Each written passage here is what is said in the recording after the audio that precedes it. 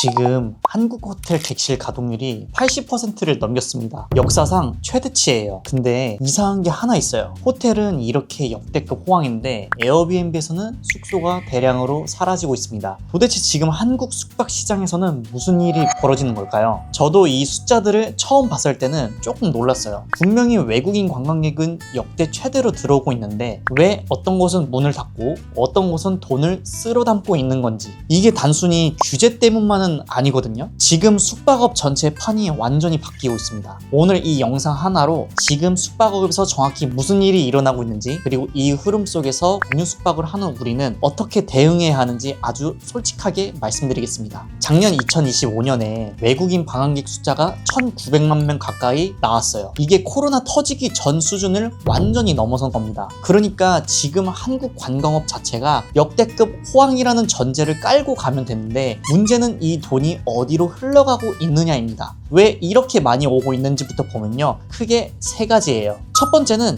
역시 한류예요. K-팝, K-드라마, K-뷰티, 이런 것들이 전 세계적으로 영향력이 커지면서 한국 자체가 하나의 관광 브랜드가 된 거죠. 예전에는 한국 하면 삼성, 현대 이런 거를 떠올렸는데 지금은 BTS, 블랙핑크, 오징어 게임 이런 거 떠올리면서 한번 가보고 싶다 이렇게 되는 거예요. 두 번째는 원화 약세입니다. 솔직히 이게 좀 크거든요. 원화가 많이 약해지면서 한국이 가성비 여행지가 됐어요. 일본이랑 비슷한 포지션이 된 겁니다. 외국인 입장에서는 이때다 싶은 거죠. 같은 돈으로 훨씬 더 많은 걸 즐길 수 있으니까요. 세 번째가 좀 재밌는데 중일 갈등이에요. 일본의 다카이치 총리가 중국에 대해 상당히 강경한 발언을 하면서 중일 관계가 안 좋아졌거든요. 그래서 중국 정부가 일본 여행 자제령을 내렸는데 저번 달에 일본 가는 중국인이 60%나 감소했대요. 그러면 이 사람들이 어디로 가겠어요? 한국이 대체 여행지 1순위가 된 거예요. 특히 중국인들이 돈을 꽤 많이 씁니다. 1인당 평균 지출이 전체 평균보다 높아요. 이 큰 손들이 지금 대거 한국으로 넘어오고 있는 겁니다. 여기에 하나 더 얹히는 게 있는데 지금 한국 호텔 공급이 심각하게 부족해요. 코로나 때 문 닫은 숙소들이 아직 회복이 안 됐거든요. 수요는 폭증하는데 공급은 부족하니까 당연히 객실 가동률이 80%를 넘기고 숙박비도 천정부지로 오르고 있는 거예요. 이게 지금 숙박업 호황의 기본 구조입니다. 그런데 이렇게 숙박 시장이 호황인 와중에 에어비앤비 쪽에서는 지금 엄청난 변화가 일어나고 있어요. 아마 공유 숙박 하고 계시는 분들은 이미 체감하고 계실 텐데 2025년 10월부터 에어비앤비가 영업신고 의무화를 전면 시행했습니다. 영업신고증을 제출하지 않은 숙소는 2026년 1월 1일 이후에 예약을 아예 받을 수 없게 됐어요. 사실상 불법 숙소 퇴출 선언이나 마찬가지인 거죠. 이게 어떤 의미냐면 그동안 에어비앤비에서 신고 없이 운영하던 숙소들이 한꺼번에 사라지기 시작한 겁니다. 시장이 확 정리가 되고 있어요. 그러면 이게 나쁜 소식이냐? 꼭 그렇지만은 않아요. 왜냐하면 합법적으로 준비된 호스트들에게는 오히려 기회가 열리는 거니까요.